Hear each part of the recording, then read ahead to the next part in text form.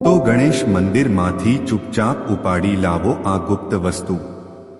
ગણપતિ બાપ્પા તમારા અને તમારા પરિવાર પર સુખ અને સમૃદ્ધિ વરસાવશે.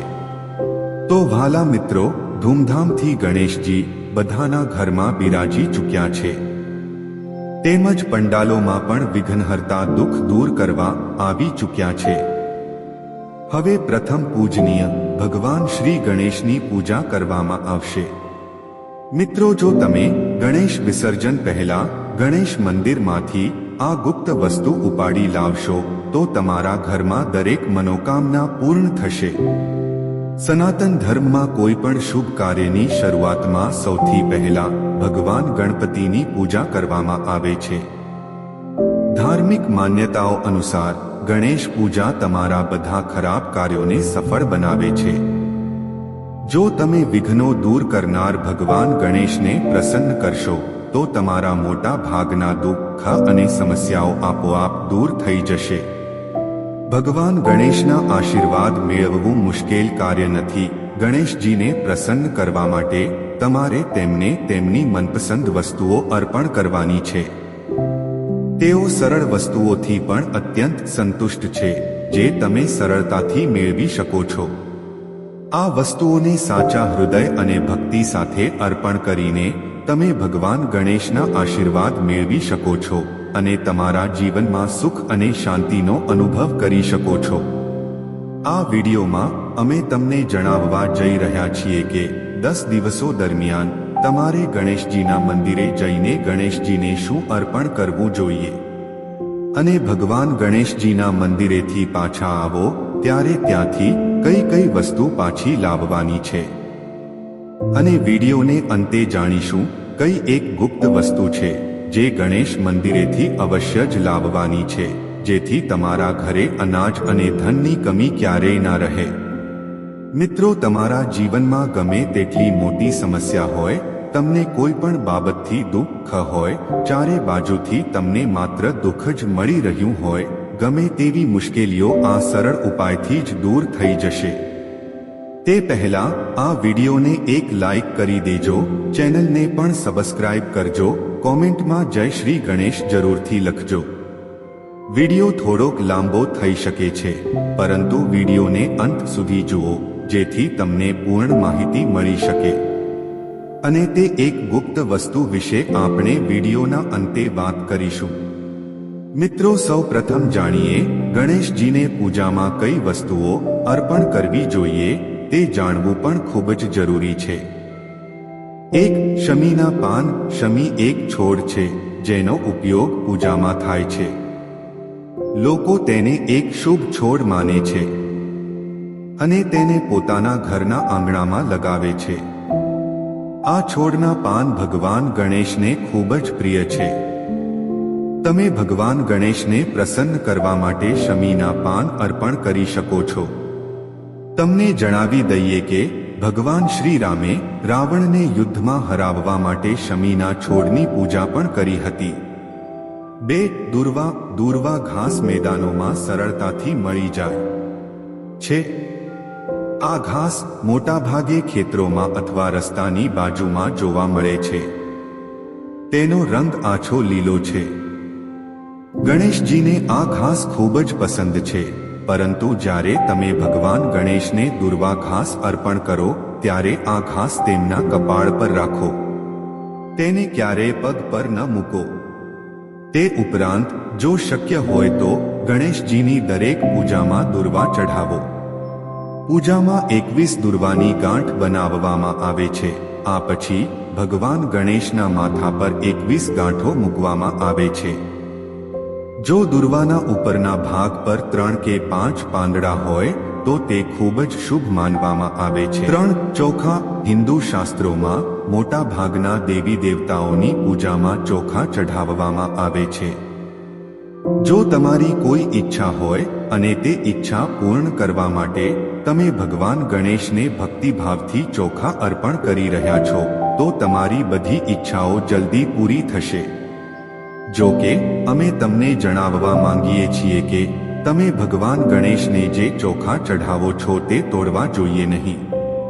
હળદર દ્વારા ચોખાને પીળા રંગમાં રંગને પછી અર્પણ કરવાના છે. આમ કરવું શુભ માનવામાં આવે છે. 4. મોદક એક એવી વસ્તુ છે જે ભગવાન ગણેશને સૌથી વધુ પસંદ છે. તેથી તમારે તેમની પૂજા દરમિયાન તેમને મોદક ચોક્કસપણે અર્પણ કરવા જોઈએ. એકવાર ભગવાન પરશુરામ સાથેની લડાઈ દરમિયાન જ્યારે તેમનો દાંત તૂટી ગયો હતો ત્યારે તેમને ખાવામાં સમસ્યા થઈ રહી હતી. ત્યારબાદ ગણેશજીએ મોદકને ખાવાનું શરૂ કર્યું. કારણ કે મોદક ખાવામાં ખૂબ જ સ્વાદિષ્ટ હોય છે અને તે નરમ પણ હોય છે. 5. સોપારી ભગવાન ગણેશને સોપારી અર્પણ કરી શકાય છે. સોપારીને ભગવાન ગણેશનું પ્રતીક માનવામાં આવે છે. ભગવાન ગણેશની પૂજામાં સોપારીનો સમાવેશ કરવો જોઈએ.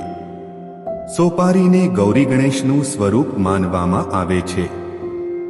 તેથી સોપારીની સાથે પવિત્ર દોરો પણ ગણેશજીને ચઢાવવામાં આવે છે. 6. જળ ચતુર્થીના દિવસથી 10 દિવસ સુધી દરરોજ સવારે વહેલા ઉઠીને ભગવાન ગણેશના 12 નામનો જાપ કરો. સ્નાન કર્યા પછી સૌથી પહેલા ઉત્તર દિશામાં ભગવાન ગણેશને જળ ચઢાવો. આ દરમિયાન ધ્યાન રાખો કે જ્યાં તમે પાણી ચઢાવો છો ત્યાં કાં તો એક વાસણ રાખવામાં આવે અથવા તે જગ્યા પહેલેથી ભીની હોય. આ કાર્ય તમારે મંદિરમાં જઈને કરવાનું છે. મિત્રો, આપણે અત્યાર સુધી જાણ્યું કે ગણેશ મંદિરમાં કે ગણેશ પંડાલમાં આપણે શું શું ચઢાવવું જોઈએ.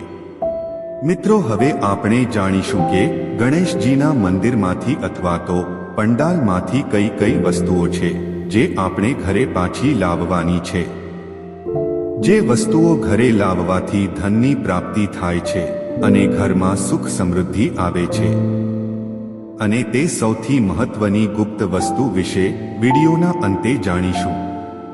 મિત્રો, બીલી અથવા તો શમીના પાન, જે પાન તમે ગણેશજીને ચઢાવ્યા હતા, તેમાંથી 2 પાન તમારે ઘરે લાવવાના છે. અને તમારે તેને ગંગાજળમાં અથવા તો કોઈ પણ શુદ્ધ જળમાં નાખીને ગણપતિજીને પ્રાર્થના કરવાની છે. અને પછી ઘરના દરેક સભ્યોને થોડાક ટીપા પીવડાવવાના છે. પછી ઘરની દરેક જગ્યાએ આ ટીપાથી છંટકાવ કરવાનો છે. આમ કરવાથી તમારા ઘરમાંથી નકારાત્મક ઉર્જાઓ દૂર થઈ જશે અને સકારાત્મક ઉર્જાઓ આવશે. તે સોપારીને ગણેશજીના ચરણોમાં સ્પર્શ કરાવીને ઘરે લઈ આવવાની છે અને ઘરના પૂજા મંદિરમાં સારી રીતે તે સોપારીને રાખી દેવાની છે.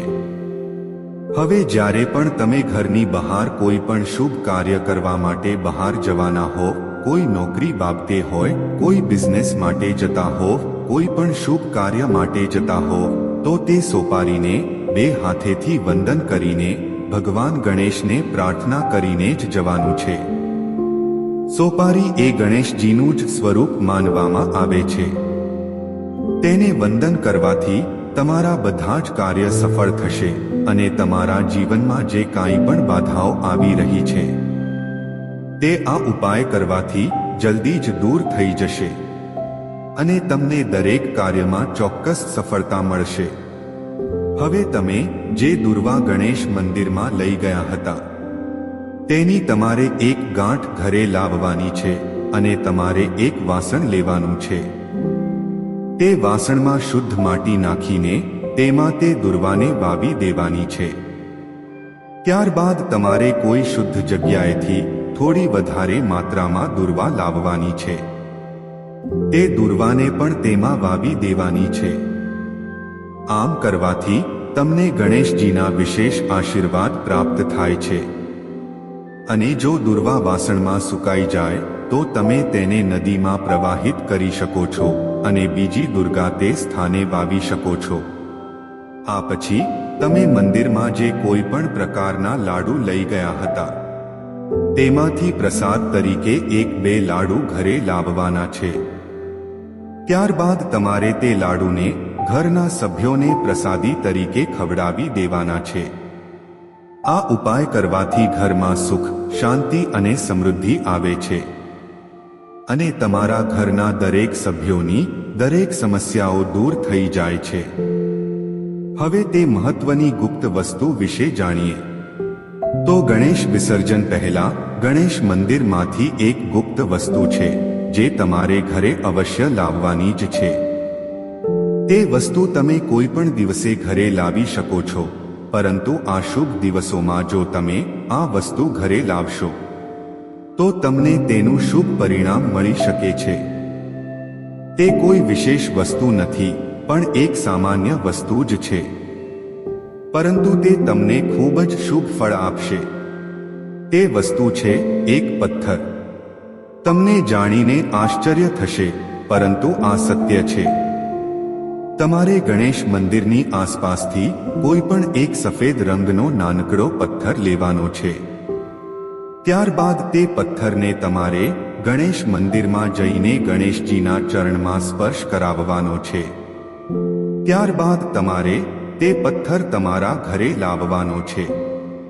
આ નાનકડા કાર્યથી તમારા ઘરમાંથી સામાન્ય જીવજંતુ ઉપરાંત ઝેરીલા જીવજંતુઓ હંમેશા દૂર રહેશે. તેમજ તમારા ઘરમાંથી નકારાત્મક ઉર્જા પણ દૂર થઈ જશે. તમે આ પથ્થરને ઘરના મંદિરમાં સારી રીતે રાખી દેજો. કોઈ પણ શુભ કાર્યમાં તમે તેને ભાગરૂપ બનાવી શકો છો. આ પથ્થરને મંદિરમાં રાખવાથી તમારા ઘરમાં હંમેશા સુખ, શાંતિ અને સમૃદ્ધિ રહેશે અને ગણપતિ બાપાના આશીર્વાદ તમારા ઘરમાં હંમેશા બની રહેશે.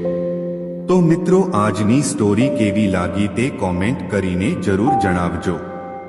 અને વિડિયો સારો લાગ્યો હોય તો વિડિયોને લાઈક અને શેર જરૂર કરી દેજો. અને મિત્રો, અમારી ચેનલ પર નવા હોય તો અમારી ચેનલને સબસ્ક્રાઇબ જરૂરથી કરજો. તો મિત્રો, ફરી મળીશું એક નવા વિડિયો સાથે. જય સ્વામિનારાયણ, જય શ્રી કૃષ્ણ, હર હર મહાદેવ.